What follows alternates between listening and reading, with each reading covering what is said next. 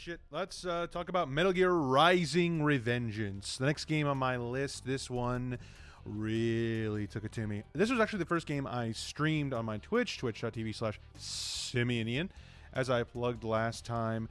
This was an interesting one. Being that it was the first game I have streamed on my Twitch, it kind of gave me a bit of a different experience.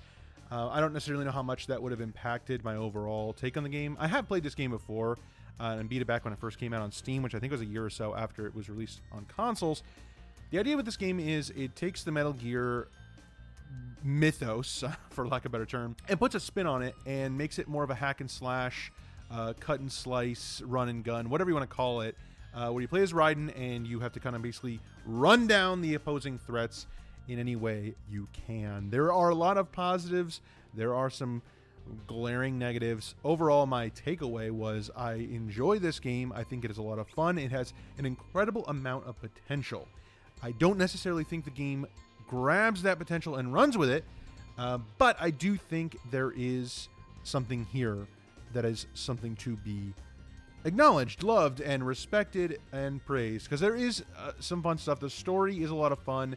There's a lot of comedy kind of sprouts throughout the game, which I think is kind of a thing throughout a lot of the Metal Gear games.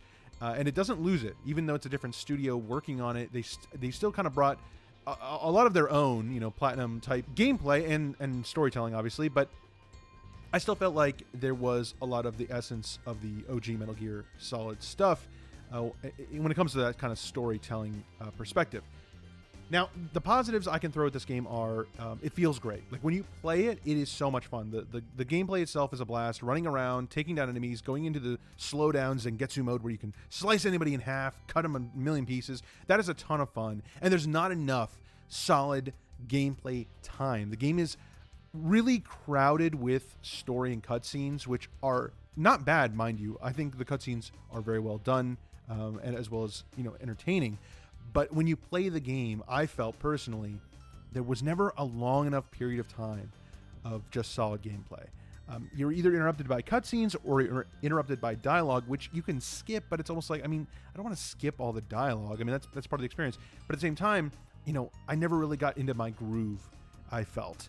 The game offers a lot in terms of its risk-reward type system. So the idea here being you have different choices with the gameplay. You can kind of go in and hack and slash and slice and dice to your content, but you're going to take bigger risks and more enemies are going to come at you and you're not going to get as many pickups from them. Whereas if you take a stealth approach, like the classic Metal Gear Solid games, you don't have to deal with all the enemies swarming you, plus enemies tend to drop helpful items when you do kill them stealthily.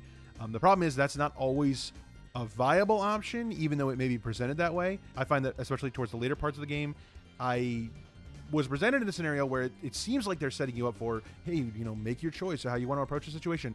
But there's just a million guards and cameras, and it's like, I feel like doing this stealth is not, it's such a pain that it's like, I don't even know that it would be worth it. Especially when enemies aren't always guaranteed to drop anything or like something that you actually want, like health, for example.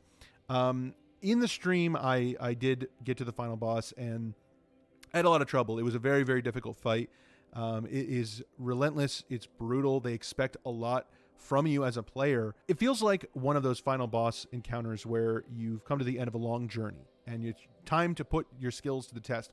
But it's not a long journey in Metal Gear Rising. The game is about 6 hours long. It's a short journey. That's also, like, I didn't really take a ton of time running around. I guess if you really took your time, it may be closer to like 8 hours, but even still, that's not a ton of time.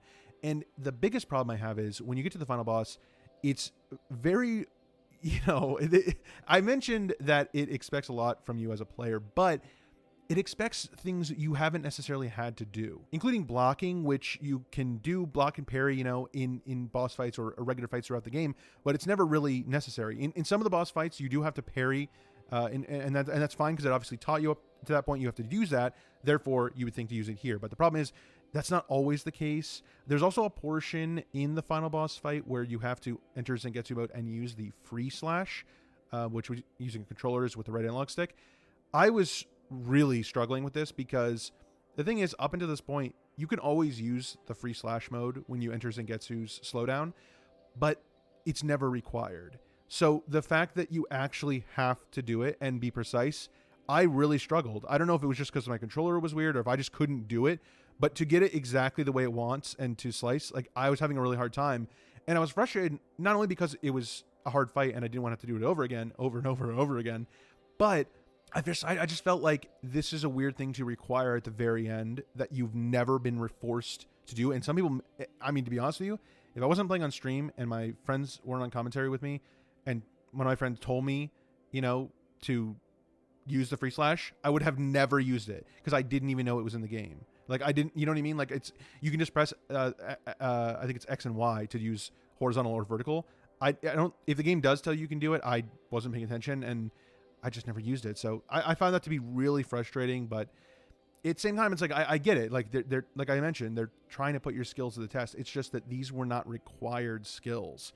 So it's a weird thing. Like the parrying, you can argue a little bit because it was required for at least one boss fight, but the free slice and again, like being able to dodge and run away. And I don't know, it just felt like that final boss was not balanced with the rest of the game. Other than that, I did like the game. It is a ton of fun. Like I said, great, like cutscenes are super well done, animated. The game at this point has become very meme material friendly. So I'm sure you've seen stuff online if you've never played it yourself, but I enjoyed it. Metal Gear Rising: Revengeance is out. Goodbye. So long. Farewell. Don't let the door hit you on the ass on the way out. And that's all she wrote. I'll catch you guys next time with the next one. Sayonara.